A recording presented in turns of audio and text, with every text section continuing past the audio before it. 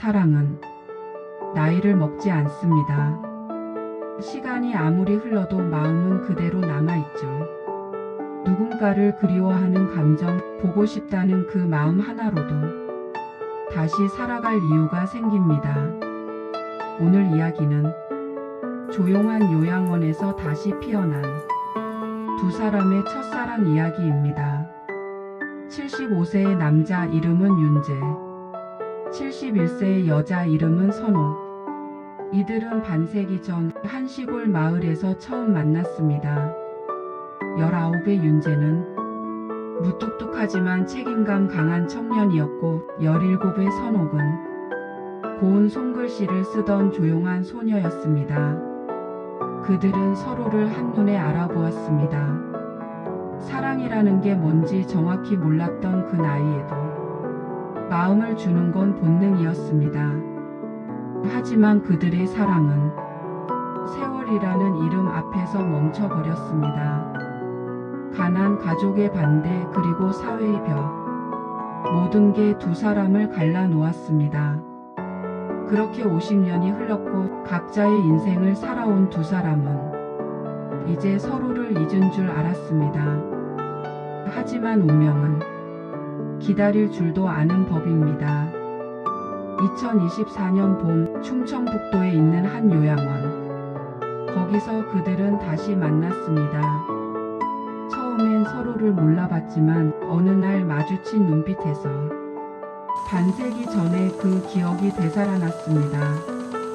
이제부터 여러분은 시간이 만든 사랑, 기억이 다시 불러온 감정, 그리고 다시 시작된 사랑의 여정을 함께하게 됩니다.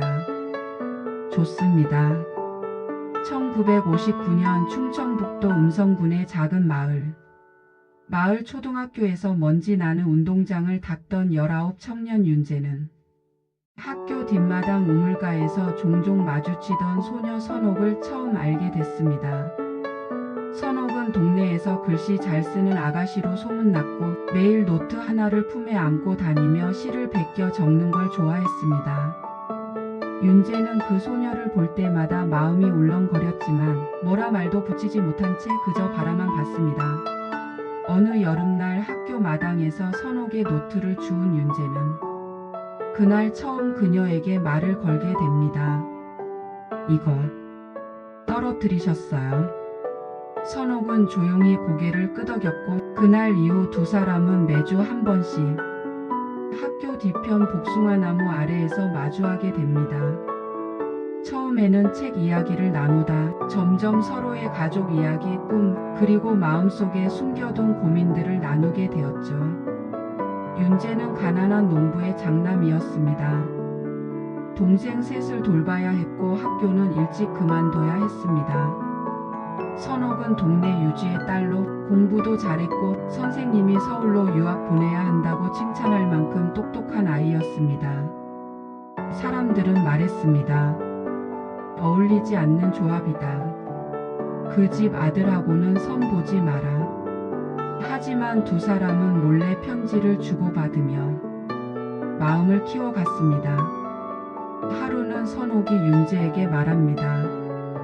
나 서울로 간대요. 고등학교 붙었어요. 그 말에 윤재는 웃었지만 그날 밤 잠을 이루지 못했습니다. 며칠 뒤 역전에서 그녀를 배웅한 윤재는 흐트러진 목소리로 말합니다. 혹시 언젠간 다시 볼 수 있을까? 선옥은 웃으며 말했습니다. 그때도 나를 알아보면 그게 인연이죠. 그 말이 두 사람이 나눈 마지막 말이 될 줄은 아무도 몰랐습니다. 그 후로 몇 달 동안 편지를 주고받았지만 윤재네 집 형편은 갈수록 어려워졌고 편지를 보낼 우편료조차 부담스러웠습니다. 선옥은 서울에서 바쁜 학업과 새로운 삶에 치여 점점 편지를 덜 보내기 시작했죠. 그리고 그렇게 그들의 연락은 끊어졌습니다. 윤재는 고등학교도 가지 못한 채 마을에서 농사를 지으며 가족을 부양했고 그 후에는 결혼도 했지만 아내는 10년도 안 되어 세상을 떠났습니다. 선옥은 서울에서 대학을 나와 교사가 되었고 결혼 후 남편과의 사이에 자녀를 두었습니다. 그러나 그녀의 삶도 순탄치는 않았습니다. 남편이 사업 실패와 갑작스런 사고로 홀로 된 채 두 아이를 키우며 긴 세월을 보냈습니다. 두 사람 모두 서로를 완전히 잊은 듯 살았지만 마음 한 구석에는 항상 혹시나 하는 생각이 남아 있었습니다. 이제 인생의 대부분을 지나온 어느 날 두 사람은 각자의 사정으로 충북의 한 요양원에 들어가게 됩니다.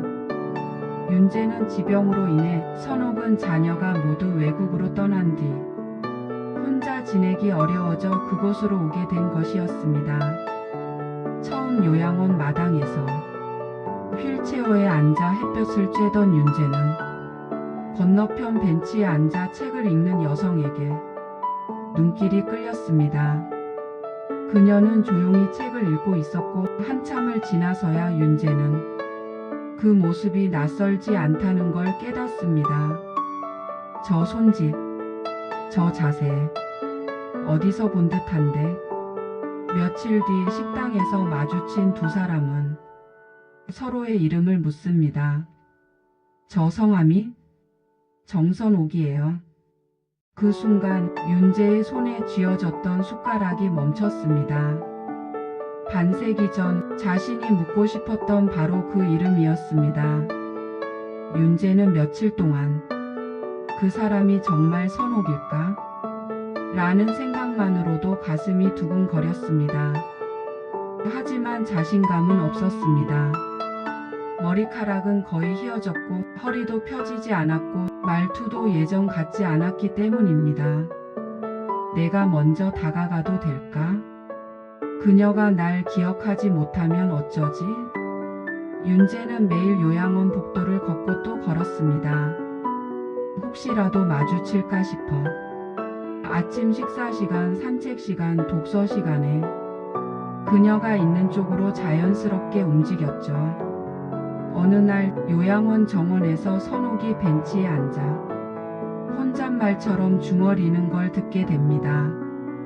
참 복숭아꽃이 예쁘네. 윤재는 그 말을 듣는 순간 숨이 멎는 것 같았습니다. 복숭아꽃. 그건 그들 둘만 알고 있던 옛 추억의 상징이었습니다. 혹시 선생님? 윤재는 떨리는 목소리로 그녀에게 말을 겁니다.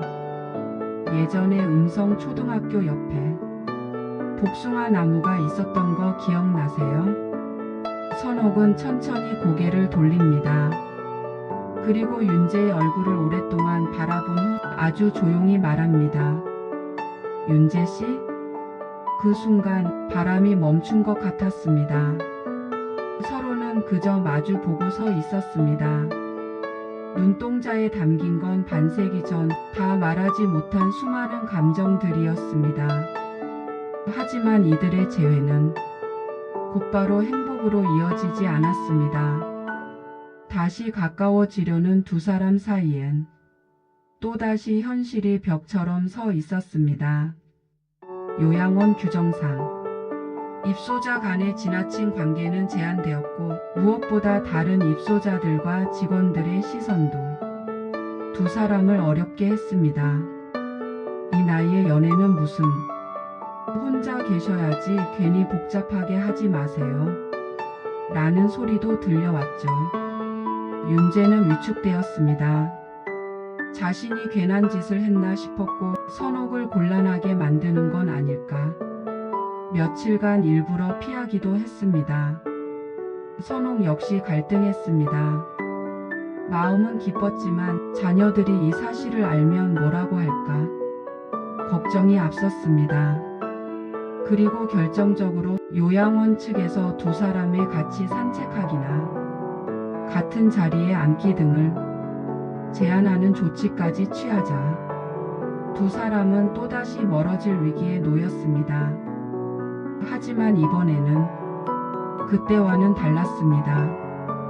두 사람 모두 포기하지 않겠다는 마음이 있었습니다.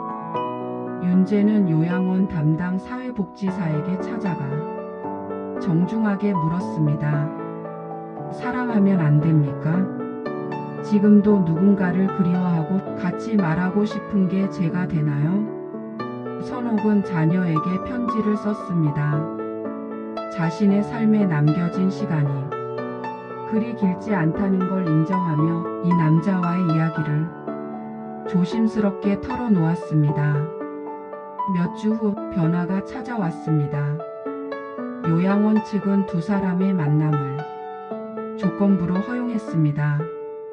매주 화요일 복지사의 동행하에 정원 산책, 도서관 이용 시간 함께 허용, 식사 자리는 분리하지만 오후 차 시간은 함께. 이건 결코 넓은 자유는 아니었지만 두 사람에게는 기적 같은 순간이었습니다. 이후 윤재는 선옥에게 자신이 그동안 써온 일기장을 보여주었습니다. 그 안에는 선옥과 헤어진 후 그녀를 떠올릴 때마다 쓴 짧은 글귀들이 있었습니다. 복숭아 꽃이 피면 그 애도 웃을까? 편지를 쓰고 싶다. 보내지 못하는 게 아프다. 다시 만날 수 있을까? 내 삶에 그런 일이. 선옥은 말없이 그 노트를 읽다 조용히 말했습니다. 윤재 씨는 나를 한 번도 잊은 적이 없군요. 윤재는 눈을 피하며 웃었습니다. 그럴 수 없었어요. 그냥 그랬어요. 이제 두 사람의 이야기는 새로운 전환점을 맞이합니다. 그날 이후로 윤재와 선옥은 매주 화요일이면 정원의 벤치에서 마주 앉았습니다. 손을 잡을 순 없었지만 그들은 서로의 눈을 오래 바라보았습니다. 윤재 씨는 여전히 말이 없네요. 선옥의 농담에 윤재는 쑥스러운 듯 고개를 끄덕이며 말했습니다. 나는 말보단 듣는 쪽이 좋더라고요. 특히 선옥 씨 말은. 두 사람은 종종 함께 책을 읽기도 했습니다. 윤재는 큰 글씨로 인쇄된 시집을 펼쳐 윤동주, 정우승 그리고 이혜인의 시를 나눴고 선옥은 시를 읽을 때마다 예전 자신이 베껴 쓰던 노트가 떠오른다고 말했습니다. 이야기의 깊이는 점점 깊어졌습니다. 서로의 젊은 시절을 나누고 결혼과 아이들, 외로움과 후회에 대해 이야기했습니다. 그러던 어느 날 요양원 행사로 작은 노래자랑 대회가 열렸습니다. 윤재는 평소처럼 조용히 뒤에 앉아 있었고 무대에 오르는 입소자들을 보며 박수만 치고 있었습니다. 그런데 무대에 선옥이 마이크를 잡았습니다. 저는 오늘 제가 가장 좋아하는 노래를 부르겠습니다. 그리고 이 노래는 제게 다시 인연으로 다가와 준 어느 분께 드리고 싶습니다. 노래는 조용히 흘러나왔습니다. 누가 말했나 사랑은 늦게 오면 안 된다고. 나는 지금 가장 뜨겁게 사랑을 배웁니다. 윤재는 처음 보는 듯한 표정으로 그녀를 바라보았습니다. 마치 17시절 복숭아나무 아래 그녀가 시를 읽던 그때처럼 말입니다. 그날 이후 요양원 사람들의 시선은 조금씩 달라졌습니다. 그 둘 보기 좋아? 사람이 늙었다고 사랑이 사라지나? 참 예쁘더라 그 연세에. 사회복지사들도 두 사람에게 조금 더 너그러워졌고 식사도 특별히 같은 자리에서 하도록 허락해 주었습니다. 어느 날 선옥이 윤재에게 말했습니다. 우리 어차피 갈 날이 머지않았는데 그냥 우리 집에서 살면 안 될까요? 윤재는 아무 말도 하지 못했지만 그날 밤 한참을 창밖을 보며 가만히 웃었습니다. 몇 달 후 윤재는 요양원을 나가 근처 단층 집에서 지내게 되었고 선옥도 자녀의 허락을 받아 같은 마을로 거처를 옮겼습니다. 물론 결혼은 하지 않았습니다. 굳이 부부라는 이름이 없어도 그들에게는 매일이 연인이었기 때문입니다. 매일 아침 윤재는 선옥의 집 앞 벤치에 앉아 기다렸고 선옥은 작은 텀블러에 따뜻한 차를 담아 나왔습니다. 좋네요. 아주 좋아요. 응, 많이 좋네요. 그렇게 또 한 계절이 지나갔습니다. 그러던 어느 겨울 선옥은 가벼운 폐렴 증세로 병원에 입원하게 되었고 윤재는 매일 병원 대기실에서 기다리며 그녀가 깨어나기만을 바라봤습니다. 며칠 후 의사는 조용히 말했습니다. 상태는 호전되고 있습니다. 조금만 더 버텨주시면. 그 말에 윤재는 눈물을 보이지 않았지만 방문 밖에서 조용히 기도했습니다.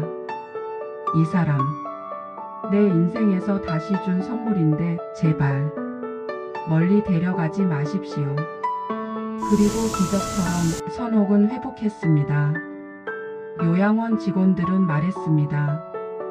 그분 기운 다 잃으신 줄 알았는데 그 어르신 윤재 씨만 오면 웃더라고요.